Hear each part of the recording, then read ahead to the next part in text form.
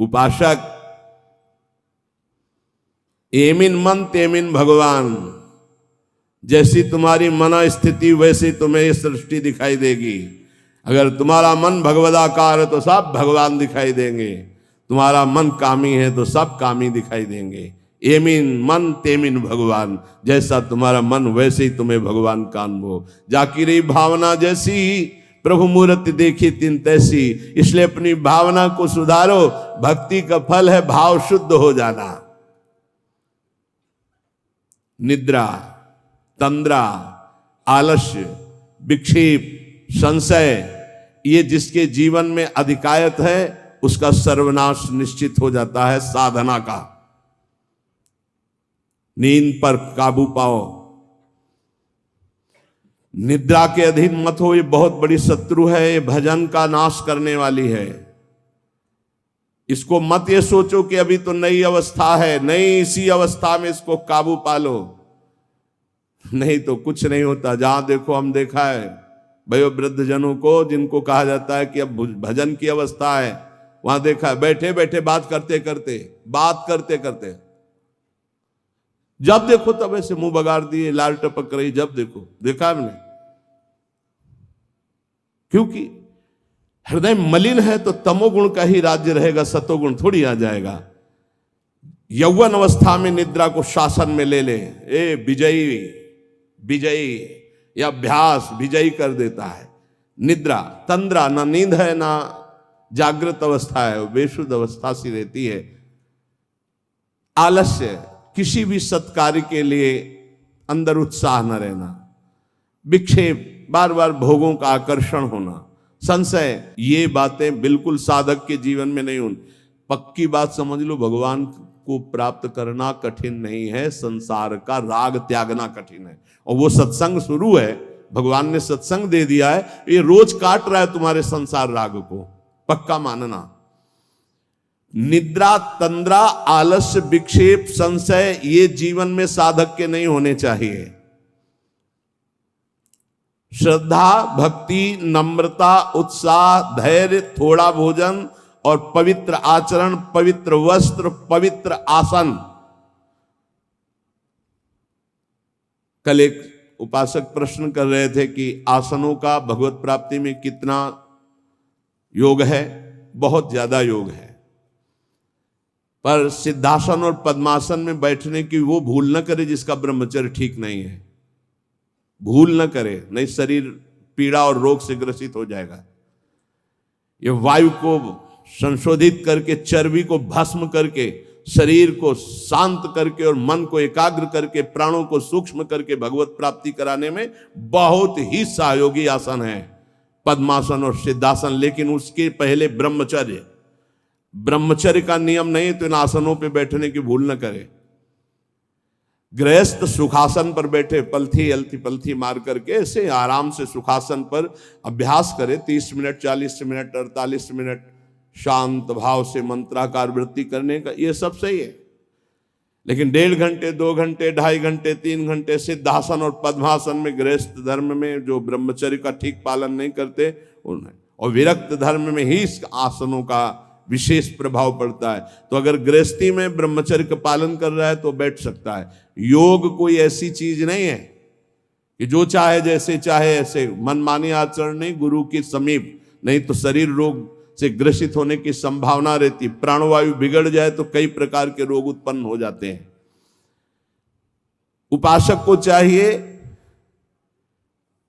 कि आसनों का अवश्य अभ्यास करे।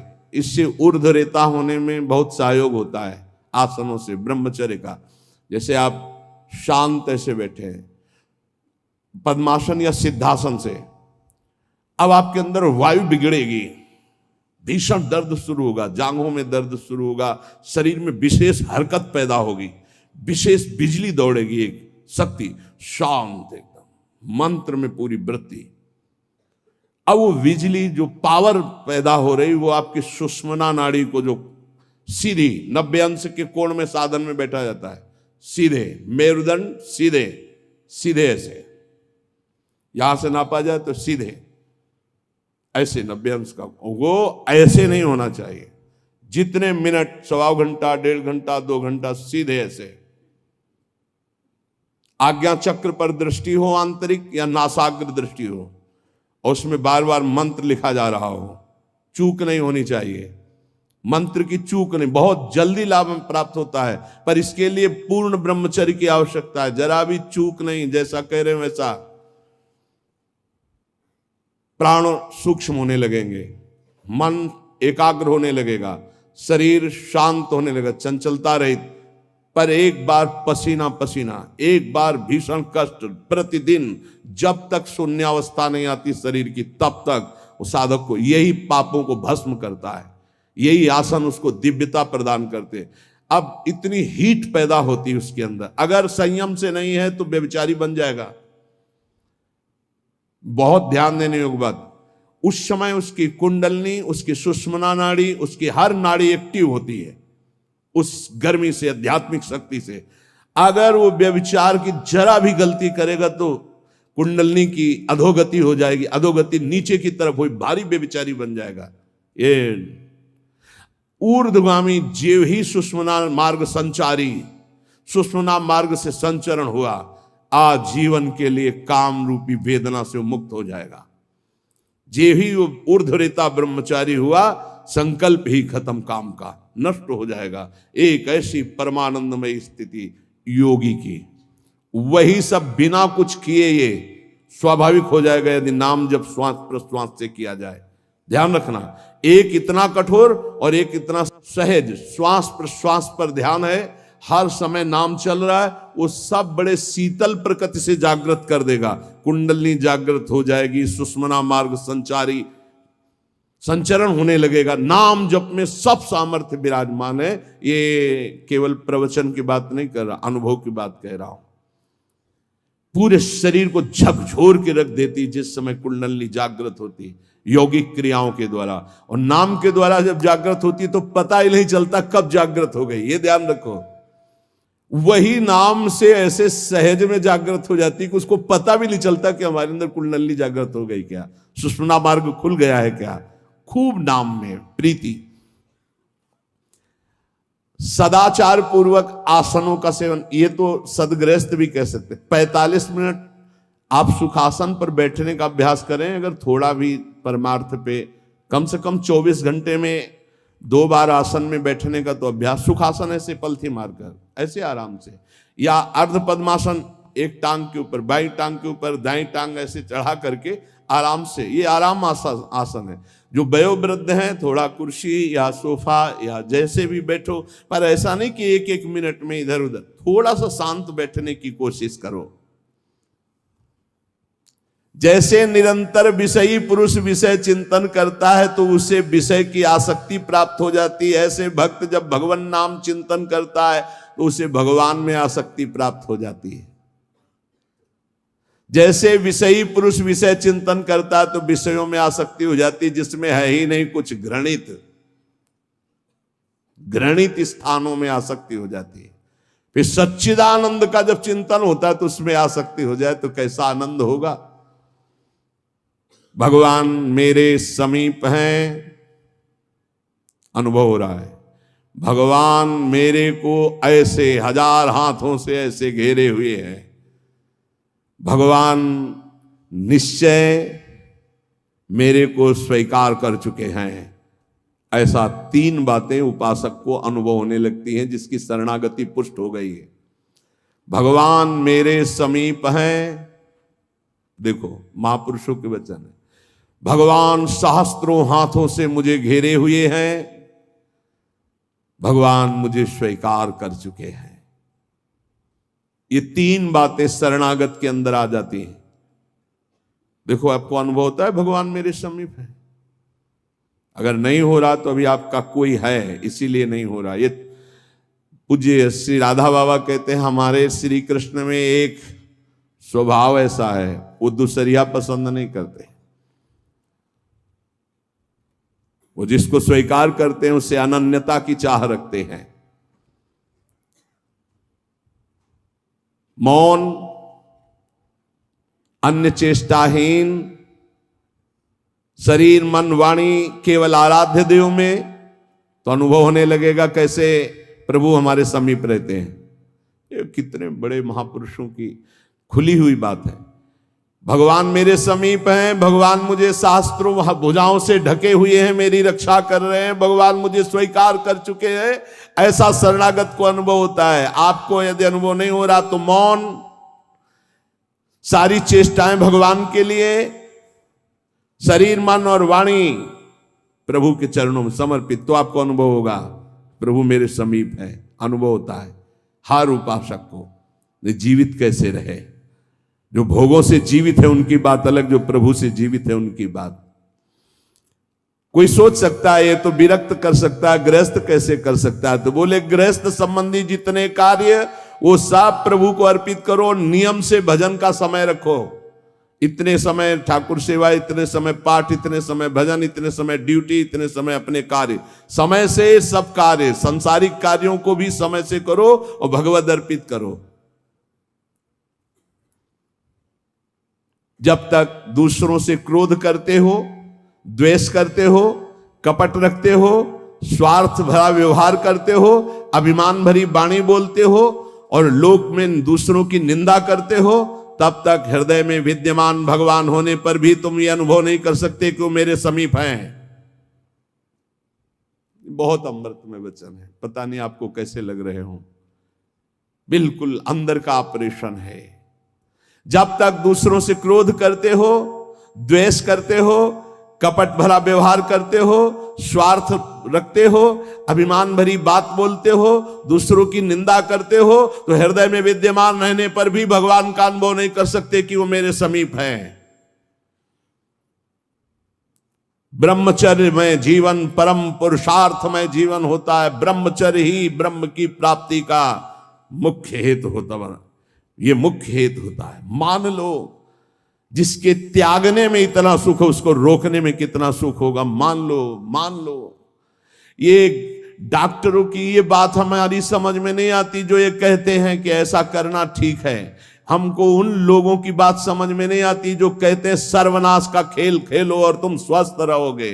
भगवान ऐसों की बुद्धि को बचाएं जो प्रमाण देना चाहिए कि हमारी नई पीढ़ी, हमारी नई समाज कैसे संयम में रहकर ऊपर उठती है।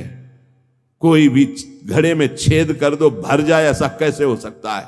चलनी में गैयादू है, दोष दैव को दे, हरि गुरु कहो न माने। कैसा कलयुग बढ़ गया है कि प्रमाण दिया जाता है सीरियल नौटंकी नाटकों से और डॉक्टरों से। कैसी बुद्धि भ्रष्ट हो गई है उपदेश देने वालों की।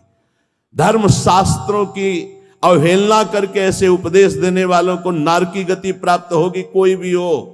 क्यों? क्योंकि वो जब ऐसा उपदेश कर रहा है तो स्वयं उसकी ऐसी धारणा है। और व्यभिचारी की गति कभी शुभ नहीं हो सकती। व्यसनी धन शुभ गति व्यभिचारी कभी नहीं हो सकती। शास्त्र मर्यादा का नाश करने वाले ऐसे लोग प्रमाण देते हैं नाटकों, नौटंकी और फिल्मों का कि ऐसा करना उस फिल्म में कहा गया, ऐसा करना उस डॉक्टर क्या है? शरीर संबंधी अंगों का ज्ञान रखने वाला है, ना कि वो परमार्थ विजयी योद्धा है। वो काम, क्रोध, लोभ, मोह, मद इनका ऑपरेशन करना जानता है क्या? इतना चाहे जितना तुम डिग्री ले लो, इस शरीर का तुम ज्ञान रख सकते हो, लेकिन मन का और बुद्धि का और परमात्मा तत्व का ज्ञान प्राप्त करने वाले महापुरुषों की, ब्रह्म ऋषियों की वाणियों का खंडन करने का अधिकार नहीं है। उन्हीं की बात से हमारा परमार्थ शुद्ध होता है। शरीर में जितनी पावर शक्तियां हैं वो सबका अंतिम रूप वीर है। सबका अंतिम रूप, सप्तम धातु का अंतिम रूप बनता है जाकर वीर। और उस पावर का नाश करने वाला कभी स्वस्थ रह सकता है? कैसी बुद्धि है, कैसा उपदेश है। यहां कह रहे हैं कि परमार्थ की शुरुआत ही ब्रह्मचर्य से होती है। इसलिए चाहे गृहस्थ हो चाहे विरक्त, गृहस्थ तो संयम से संतानोत्पत्ति के लिए भगवत प्रणाम करके, भगवत आराधना करके, दिशाओं को नमस्कार करके, तिथि और समय की योग्यता देख करके संतानोत्पत्ति के लिए भगवत पूजा भाव रखकर वो संयोग किया जाता है, सहवास किया जाता है। और भगवान की प्राप्ति के मार्ग में चलने के लिए इसका संचय किया जाता है। ब्रह्मचर्य परम जीवन, परम पुरुषार्थ ब्रह्ममय है। 10,000 वर्ष तक ब्रह्मचर्य रह करके कश्यप जी ने जब संतानोत्पत्ति का संकल्प किया तो विनता जी से भगवान गरुण जी का प्रादुर्भाव हुआ। भगवान अरुण जी का, जो सूर्य के सारथी और जो हरि के वाहन गरुड़ जी, अरुण जी, फिर 1000 वर्ष तक रहकर तो भगवान वासुकी, भगवान शेष, अनंत फणधारी, इनका जब जब वो सहवास करते तो हजारों वर्ष ब्रह्मचर्य रह के तो बलिष्ठ देवता, बलिष्ठ दैत्य सब उन्हीं से प्रकाशित हुए, कश्यप जी से। ब्रह्मचर्य पूर्वक जीवन कई वर्ष व्यतीत करके नाम जप करते हुए फिर संतान, तो चाहे बालिका हो चाहे बालक, वो जगत मंगल करने वाला हो गए, पशुओं जैसे आचरण से नहीं। ब्रह्मचर्य जिसका ठीक है वही, चाहे गृहस्थ हो चाहे विरक्त, वही परमार्थ पर विजयी हुआ है आज तक। सद्भाषण, सद्विचार, सद्भावना, न्याय निष्ठा, आडंबर पाखंड का त्याग, वही जाकर के धर्मात्मा महात्मा बनता है। इसलिए भक्त को चाहिए कि ब्रह्मचर्य पर विशेष ध्यान दे और रात्रि के सोने के समय ज्यादा सावधान रहे। उस समय वेदना काम की जरूर जागृत होती है, उस समय जरूर ध्यानस्थ रहे, कीर्तन परायण रहे, नाम जप करते हुए शयन करे और शेष भाग रात्रि का भजन में व्यतीत करे। मध्य भाग शयन के लिए, शेष भाग प्रारंभ भजन और उठने के समय भजन। अब आप लोगों की तो दिनचर्या ऐसा है कि अर्धरात्रि से शुरू हो जाती, शेष भाग आने ही नहीं पा। ये जो ब्रह्म मुहूर्त समय कहा जा रहा है, इस समय तो सत्संग हो रहा है आपका। कितना सौभाग्य है कि आप उठना चाहो या ना उठना चाहो, आपकी दिनचर्या ऐसी कि आपको अगर 2:30-3 बजे नहीं उठोगे तो आप अपनी दिनचर्या नहीं कर पाओगे। कितना सौभाग्य कि श्री जी ने ऐसे हमको विवश करके साधन में लगा दिया है। विवश ना चाहे तो भी उपस्थित होना पड़ेगा। जो जबान का खूब लोभी है, भोजन का स्वाद लेने वाला, वो तमोगुणी स्वभाव का हो जाता है। वो कभी जनेंद्रिय पर विजय प्राप्त नहीं कर सकता, कभी ब्रह्मचारी नहीं हो सकता। लेकिन ये बात जितेंद्रीय महापुरुषों में परीक्षा नहीं की जा सकती। संध्या के समय भोजन करने से भजन में अरुचि पैदा हो जाती, इसलिए संध्या के समय कभी भोजन न करे। भोजन के समय नाम जप जरूर करे, क्योंकि एक एक कवल में जितना बार नाम जप करोगे शरीर में रस जाएगा, वो रस आपको भजन में बढ़ाएगा। टीवी चला के भोजन न पावे, क्योंकि टीवी का दृश्य देख के चिंतन करते हुए भोजन पाओगे तो टीवी में चल रहा है वही तुम्हारे चिंतन में चलेगा, तुम्हें परमार्थ से रहित कर देगा। अगर बहुते कुछ देखने सुनने की आदत है तो उस समय संतों के पावन चरित्रों की चर्चा सुनो, कोई कथा चलाओ, कथा सुनते हुए भोजन पाओ। अगर एकाग्रता पूर्वक भजन करने की रुचि नहीं जागृत हुई तो सत्संग सुनो, संतों के चरित्र सुनो, बड़ा प्रभाव पड़ता है। संतों की छवियां सामने रखनी चाहिए जहां भोजन पाने का हो, कुछ सदुपदेश सामने रखने चाहिए। अपने यहाँ तो बड़ा मंगलमय है, राधा राधा ऐसा नाम चलता रहता है। एक दिन सबके बीच में पाया, बड़ा सुख मिला कि नाम चलता रहता है, आप लोगों के कान में नाम गूंज रहा है। भोजन के पहले हाथ और पैर अच्छे से धो लेना चाहिए। लांग बूट पहन करके भोजन पाते हैं तो पैर क्या धोएंगे। होटल में गए ऐसे जूता पहने ऐसे, अरे पवित्रता जितना रखोगे उतनी बुद्धि शुद्ध होगी। अब को तुम खड़े हो बॉर्डर पे, वो बात अलग है सैनिक रूप में, लेकिन सब सैनिक थोड़ी है। भोजन पहले कैसे पाते थे हम आपको कैसे बताएं, आप हंसोगे गांव की बात सुन करके। जब भोजन पाने जाते थे तो ऊपर के वस्त्र उतार दिए जाते थे। जो पुराने जन है गांव के वो भले जानते हो, आज के आधुनिक क्या जानेंगे।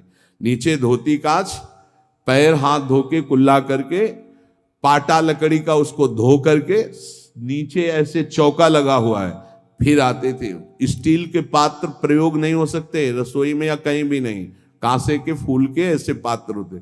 जब प्रसाद ऐसे भोग सामने आता तो फिर थोड़ा सा अंगार रख करके 5 कवल वहां स्वाहा स्वाहा, और फिर उसको तब जाकर, ये किसान की बात कह रहे हैं, घर गृहस्थी की बात कर, कोई साधु महात्मा की बात नहीं करे, घर गृहस्थी की। उस समय कोई बोल नहीं सकता, कोई छू नहीं सकता। ऐसे पवित्र, तब विचार पवित्र होते, तब उनके चिंतन में सत्य धर्म ऐसे आचरण है। पशुता का कौन बना रहा है, कैसा बना रहा है, कोई मतलब नहीं, खाए जा रहे हैं, बस चर्बी बढ़ी जा रही है, पेट जो है झुकने लायक नहीं रह गया है, 4 सीढ़ी चढ़े तो नए नए बच्चे होश में। ये ज्यादा मोटापा जो चर्बी का है, ये बाहरी होटलों वाले भोजन में सब नहीं। हर साधक को 2-4 किलोमीटर दौड़ लगानी चाहिए, 40 मिनट व्यायाम करना चाहिए। व्यायाम जरूरी, शरीर को थकाना ब्रह्मचर्य के लिए आवश्यक है। अब ना मानो तो भगवान जाने, आप क्या करें, कह ही सकते हैं। रसास्वादन के लोभ से जो भोजन किया जाता है वह ब्रह्मचर्य में बड़ा हानिकारक होता है, इंद्रियां वश में नहीं होती, तमोगुण बढ़ जाता है। संध्या के समय भोजन नहीं करना चाहिए, भोजन के समय भाषण नहीं करना चाहिए, हाथ पैर धो करके पवित्र भाव से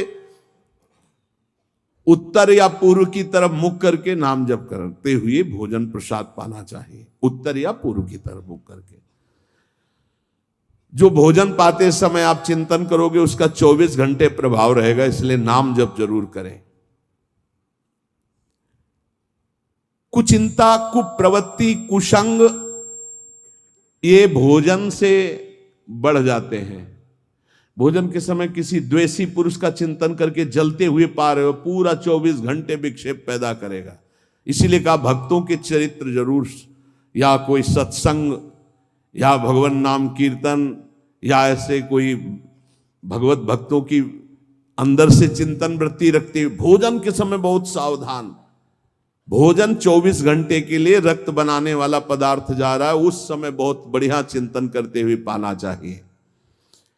जो एक दूसरे से हंसी मजाक करते हैं, जो सीरियल तमाशा नौटंकी के ऐसे देखते हैं, जो छल भरी बात करते हैं, जो दूसरों के साथ गंदे व्यवहार करते हैं, ऐसे लोगों से भक्ति करने वालों को बचना चाहिए।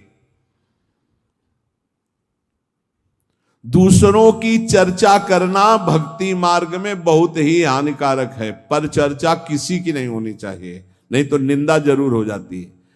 जो हर समय नाम जप करते हैं उनके शरीर में परमाणु नामाकार पैदा होने लगते हैं शरीर से। ऐसे जनों के साथ बैठना, संभाषण करना, उनके साथ भोजन पाना, या उनकी चरण रज या उनका उच्छिष्ट या उनका कुछ दिया हुआ पदार्थ मिले तो नाम जप में बड़ी रुचि बढ़ती है। जो शांत रहता है, वाद विवाद नहीं करता है, भगवत चिंतन परायण है, उसे ही शांताकार पुरुष कहते हैं। शांताकार, शांत रस।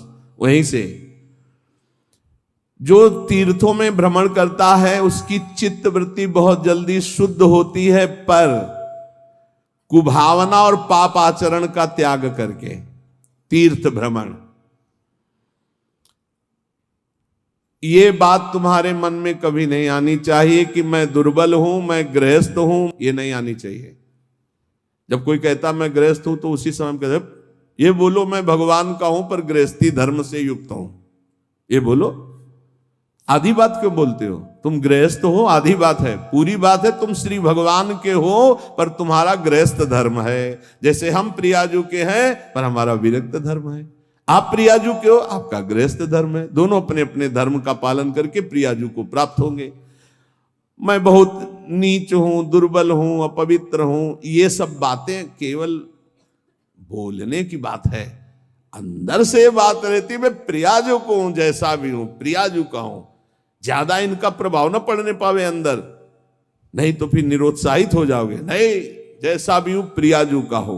ये मन की दुर्बलता भजन से हटती है, धैर्य एवं उत्साह बढ़ने लगता है जिसका नाम जब चलता है। भक्त वही जो केवल गुरुदेव वाक्य और भगवत वाक्य पर विश्वास रखता है, अन्य नहीं। गुरुदेव के वचन और भगवान के वचन बस। ये काम क्रोध की तरंगे मन में उठती हैं, चिंता मत करो, नाम जप करो, गुरुदेव के वाक्य पर विश्वास रखो, शांत हो जाएंगी। देखो तुम्हें मैं बड़े अनुभव की बात बताता हूं। मैंने अपने प्रभु के नाम से जो प्राप्त किया वो हमको और किसी साधन से नहीं मिला। मैं इस समय मस्त हो रहा हूं। महात्मा श्री हरनाथ ठाकुर जी नाम के एक बहुत बड़े संत हुए।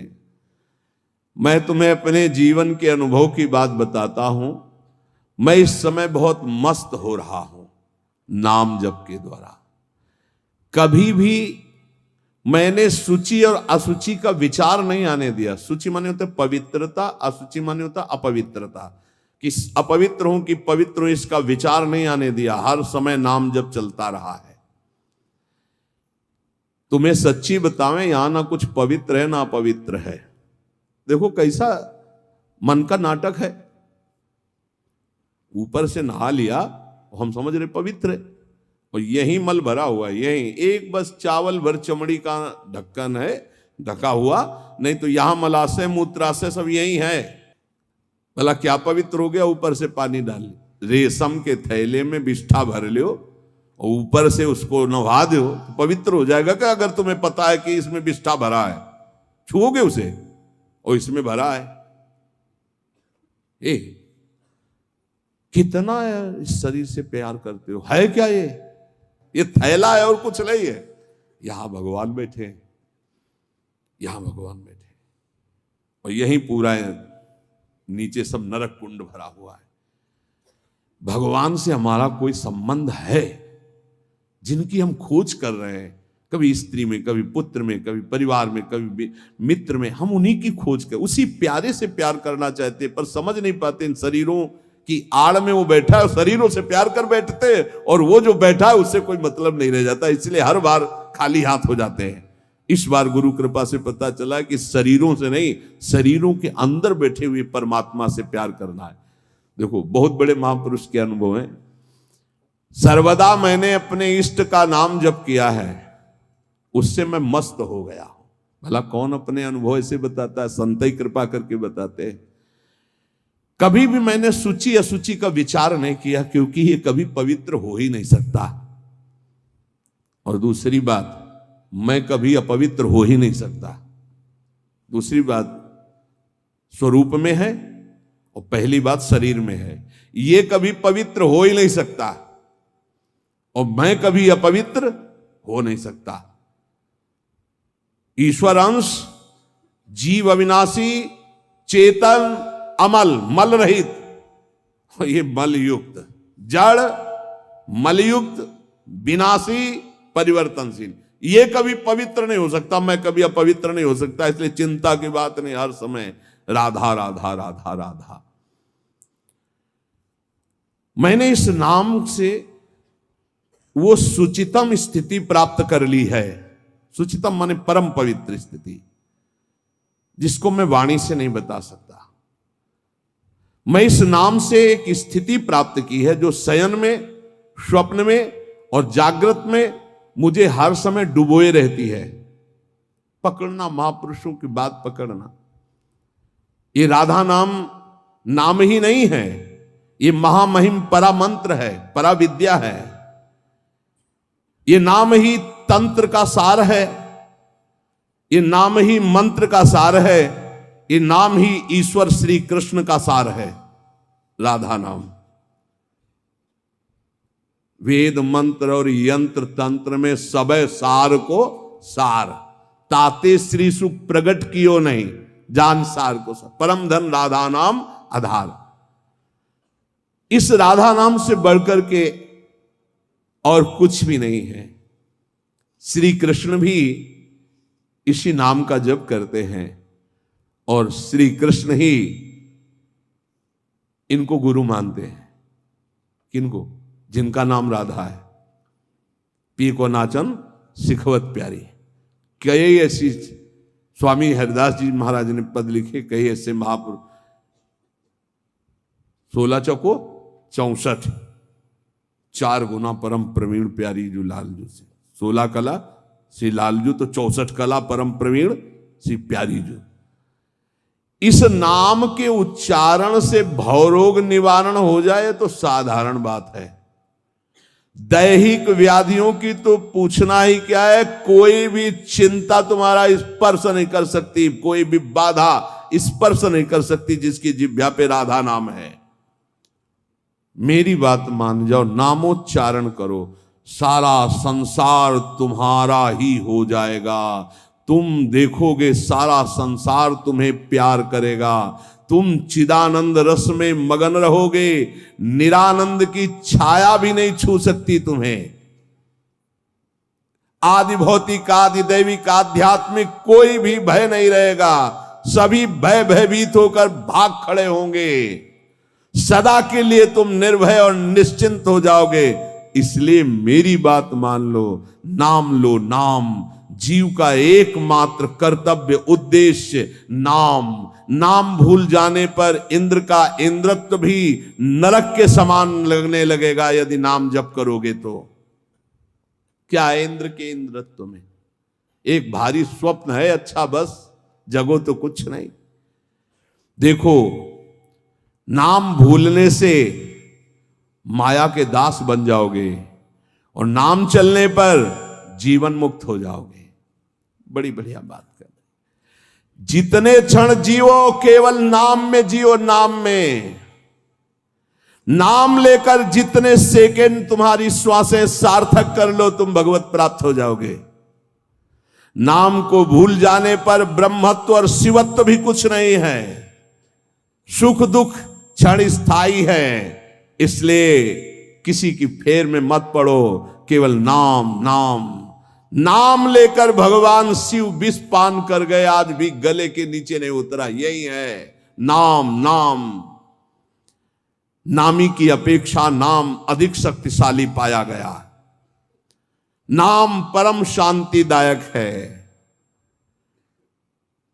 ये महान जगा हुआ सामर्थ्यशाली है नाम। राधा राधा दृढ़ विश्वास करो और ये नाम रटते रहो। बिना श्रद्धा के भी नाम लोगे तो तुम्हें भगवत प्राप्ति करा देगा। श्रद्धा की बात क्या? एक क्षण इस संसार में कहीं भी शांति नहीं है, एक क्षण भी। इसलिए किसी के इस भुलावे में मत पड़ो कि अमुक जगह शांति है। शांति तुम्हारे हृदय में है और वो तुम्हारे भजन से होगी। भजन से सर्वत्र चिरस्थायी शांति, सर्वत्र चिर आनंद, वो केवल भजन से मिलेगा। केवल भजन, यही हम समझाते हैं। जब एकांतिक में प्रश्न होता तो यही कहते हैं, कहीं भाग के चले जाओ शांति मिले तो बताना। तुम कितना भागोगे? यहां बचपन से भाग रहे हैं, शांति यहां मिली है, यहां छाती में, छाती में शांति मिली है। कब? जब गुरुजनों ने जो मंत्र दिया, नाम दिया, उसका प्रभाव। तो बोले आप तो वृंदावन की महिमा वर्णन करते रहते हो, तो हमारे उर वृंदावन और ये दोनों एक हो गए तभी आनंद का अनुभव। नहीं तो यहां आप देख लो, अगर भजन नहीं है तो तुमको क्या दिखाई देगा? यहां बिहारी जी महाराज खड़े। बिहारी जी को देखने वाले कम मिलेंगे आपको, कम मिलेंगे। बहुत से बहुत फूल देख लोगे, बहुत से बहुत इधर उधर। बिहारी जी से आंख मिलाने वाला तो कोई बिरला ही होगा। जो सीधे गया, उनसे आंख मिलाया, आंखों में भरा और चल दिया, वो तो कोई बिरला ही होगा। जब तक तुम्हारे हृदय में नाम नहीं चल रहा, पूरी पृथ्वी में घूम जाओ, कहीं शांति नहीं मिलेगी। ये महापुरुषों के वचन है। चिरकाल तक कहीं भी तुम घूम जाओ, कहीं तुम्हें शांति नहीं मिलेगी यदि नाम जप नहीं करोगे। तब लग कुशल न जीव कहूं, सपने हो मन विश्राम, जब लग भजत न राम को शोक धाम। अभी समय है, अभी मृत्यु तुम्हारे ऊपर आक्रमण नहीं कर रही, इसी क्षण नाम जप कर लो, राधा राधा राधा, भगवत प्राप्ति हो जाएगी। हमारी बात को अच्छे से समझ लो, भगवत प्राप्ति कल के लिए नहीं है, आज से है। भगवत प्राप्ति अभी से है। नारायण बोला पुत्र के बहाने से भगवत प्राप्ति हो गई, तुम जानबूझ के राधा बोल रहे, तुम्हें भगवत प्राप्ति नहीं होगी? अरे विश्वास करो भाई। इसलिए मैं कहता हूं, हमें बहुत दिन जीने की आशा नहीं रखनी। 2 मिनट जीऊं, 2 दिन जीऊं, 2 महीने जीऊं, राधा राधा कह के जीऊं, इसी से भगवत प्राप्ति हो जाएगी। अब क्या चिंता है? मरने का भी डर नहीं, अभी मर जाऊं, राधा गए श्री जी के पास, जो जन्म जन्म मुनि जतन कराई वो अभी काम बन जाएगा। मैं बार बार इसीलिए नाम जप की बात कहता हूं कि हमारी अंतिम श्वास नाम में जाए। दया में प्रभु से हम यही प्रार्थना करते हैं कि हमारी बात समझ में आ जाए सबको, कि वो नाम जप करना शुरू कर दें। नाम जैसा अपना कोई मित्र नहीं है। नाम सदा के लिए हमारे जिह्वा पे विराजमान है। सुख दुख पुत्र परिवार ये सब भूल भुलैया है, कोई हमारा नहीं है, नाम हमारा है। राधा राधा राधा, नाम न भूलना। श्री कृष्ण की सारी शक्तियां इसी नाम पर विराजमान है। ये आधार है, ये बीज है स्वरूप। ये नाम विश्व का बीज है। काय मनोवाक्य से नाम को ग्रहण करो, परम कर्तव्य की पूर्ति हो जाएगी, सारे ऋणों से मुक्त हो जाओगे नाम रूपी धन से। राधा राधा राधा। ऐ मित्र, ये नाम तेरे निकट है तो ईश्वर तेरे साथ खड़ा है। मुख में हो राम नाम, राम तेरे हाथ में, बंदे तू अकेला नहीं, राम तेरे साथ में। नाम बाणे जहां श्याम श्यामा तहां। नाम जैसा कोई मित्र नहीं, कोई भी ऐसा बंधन नहीं जो नाम काट न सके। इसलिए परम पवित्र, परम मित्र, परम स्वच्छंद कर देने वाला राधा राधा नाम। नाम को अपना परम कर्तव्य समझो, नाम को अपना निजंग बना लो। नाम प्राणों से भी अधिक प्रिय लगने लगे। ये प्राणों से अधिक प्रिय केवल नाम होना चाहिए और कुछ नहीं। श्री कृष्ण का प्राण है ये नाम, जिस पर श्री कृष्ण बहुत प्रसन्न होते हैं उसको ये नाम प्रदान करते हैं। राधा राधा लाल रंगीलो गाइए, ताते प्रीति रंगीली पाइए। चाहे जितना कष्ट हो तुम नाम मत भूलना, चाहे जितना भय हो तुम नाम मत भूलना। संसार का मूल कारण परमात्मा है, परमात्मा की प्राप्ति का मूल कारण नाम है। प्रेम मूल यह नाम है, बिल्कुल अक्षरशः सत्य। प्रेम, सबका प्रेम, ईश्वर का प्रेम, नाम। जैसे वृक्ष की जड़ में जल डाल दो पूरे वृक्ष में पहुंचता है, ऐसे ईश्वर का मूल प्रेम, प्रेम का मूल नाम। नाम अर्थात सब कुछ हो गया। ईश्वर का मूल प्रेम। कैसे? सर्वव्यापी परमात्मा तत्व विराजमान है। कोई कह रहा था कहां चलूं, भगवान को कैसे पुकारूं, बड़ा अत्याचार हो रहा है। तो ते समाज गिरजा में रहेऊ, अवसर पाई बचन एक कहू। हरि व्यापक सर्वत्र समाना, प्रेम ते प्रगट हो ही मैं जाना। हे गिरजा, उस समाज में मैं भी था, मैंने कहा कहीं जाने की जरूरत नहीं, यही प्रेम से पुकारो, भगवान व्याप्त है, यही प्रकट हो जाएंगे। प्रेम ते प्रकट। और प्रेम कहां है?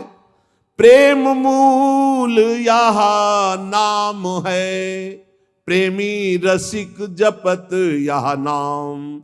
प्रेम मगन निज बन विश्राम, श्री हरिवंश जहां रहे।